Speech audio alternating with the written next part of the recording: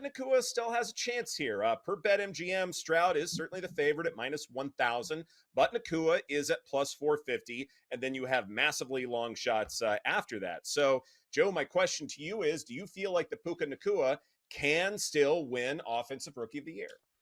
Yeah, there's no doubt he can. I'm not saying it's any sort of a lock. I'm not sitting here saying that he should be the favorite, but pricing matters. And for pricing at, plus 450 right now for Stroud to be minus 1,000 at BetMGM, minus 1,200 as high as I see. Here's the case. Puka's played in 2 more games. First off, have that. In Stroud's return, yes, they won easily, but the numbers were not all that impressive. Over the course of the season, very impressive. Over 3,800 yards, very limited turnovers, only 5 interceptions, 21 touchdowns, 99 quarterback rating. Like Stroud's had a fantastic year, but he missed 2 games. Puka's going to play in his 17th game coming up this weekend. He has 101 receptions. He's going to set the record on Sunday. He's now tied Anquan Bolden, most receptions by a rookie. He's going to beat that record. He's also going to set the receiving record by a rookie. He is 10 yards behind Jamar Chase's number, and he's 28 behind Bill Gorman. Bill Gorman's receiving record stood for 63 years, and Puka is most likely to beat it. He's only 28 behind again. The touchdowns might hurt him. He only has 5 on the year, but Puka's probably going to hit that 1,500 number. He only needs 55 yards to get to 1,500. And I know there's other stuff at stake for the Rams, but they're aware of this. And I think they're definitely going to want him not only break the record, but to get to 1,500 yards. He's going to end up with like maybe 110 receptions. I feel the pricing's off, guys. And a lot of the reason for the pricing is where the Stroud number was a few weeks ago.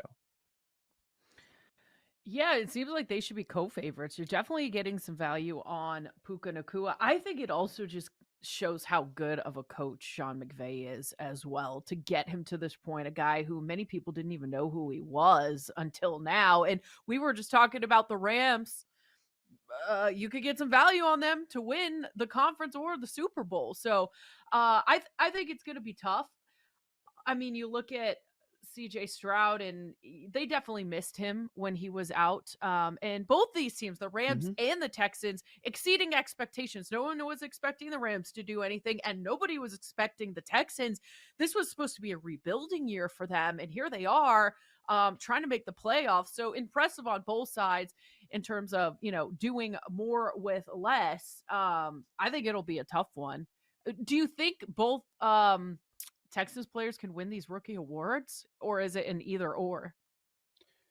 Either or. I don't know about that. I mean, I think they're kind of different arguments. When I'm looking at, say, like, I don't think voters are going to look at that. Like, they didn't do it last year. I don't think they're going to be too worried about that. I think the bets have been made in this market. I'm not looking at it and saying that there's value on anywhere. Hamlin 130 or Flacco at even money. They've each played 5 games. And Flacco, we assume he's not going to play the last game, so he's going to be stuck on 5. Hamlin, he's going to play in his 6th game. How much is he actually going to play? 17 snaps. I'm not counting special teams. I'm talking about 17 snaps that he's played. Now, he's played 94 on special teams. 65% of the time he's out there on special teams, but it's more about the story there. Flacco, what's not talked about is 8 interceptions in limited play. That's also pretty interesting. This award always gets a quarterback, and it's even with a guy that died on the field. It's happening, and we're just rotating on which quarterback we end up talking about on a week-to-week basis. Some are bringing up Baker not getting enough respect. I understand what they're saying. I wouldn't vote for Baker, but I get their point overall.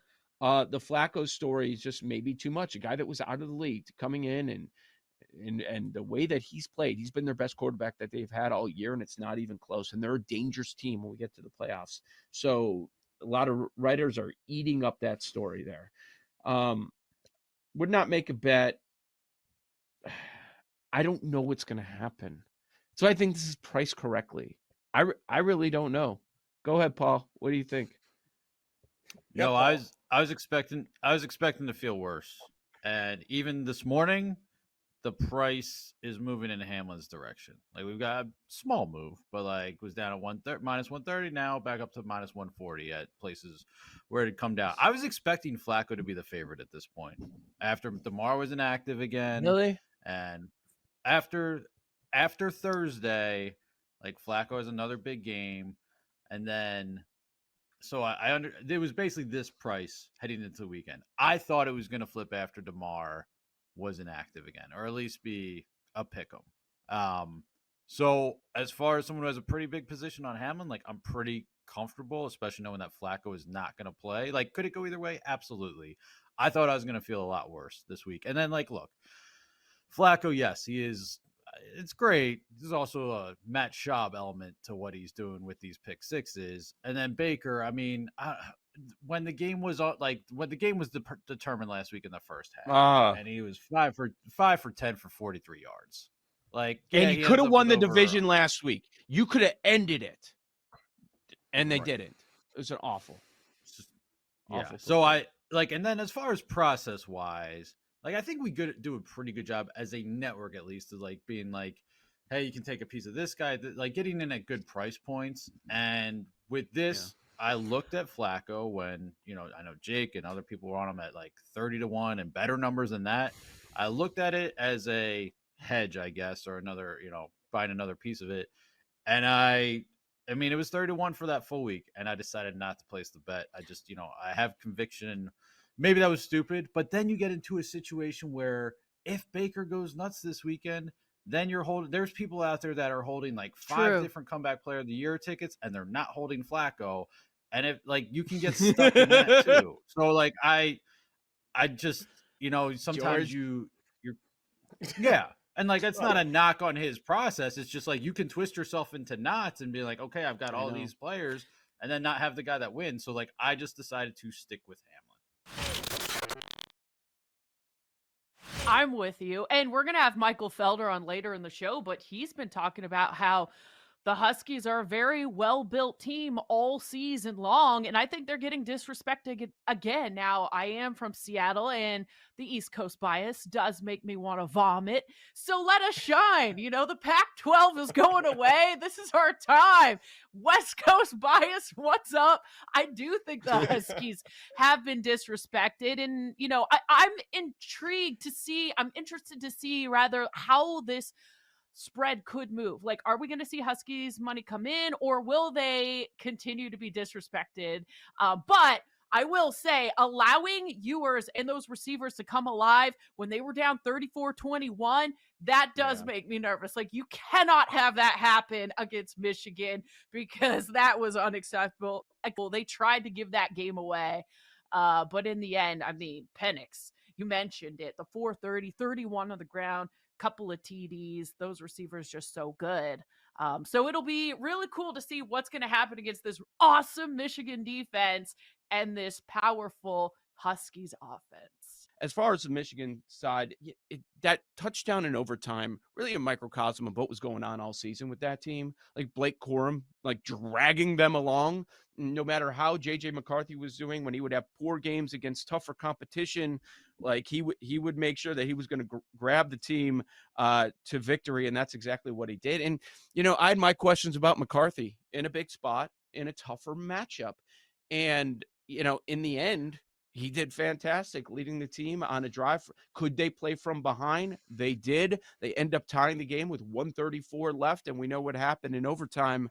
But it's funny how, a little change here, a little change there changes the narrative. Like, what if that is an interception seconds into the game? How does that change things on the Bama side if the heel is not touching out of bounds? But good job on Michigan. I'm looking forward to them playing the championship game. The narrative is no longer that Harbaugh can't win a big game. It's not 3 straight semifinal losses. And we're probably going to spend way too much time over the next week talking about special teams because that almost did the Wolverines alone yesterday, Aaron.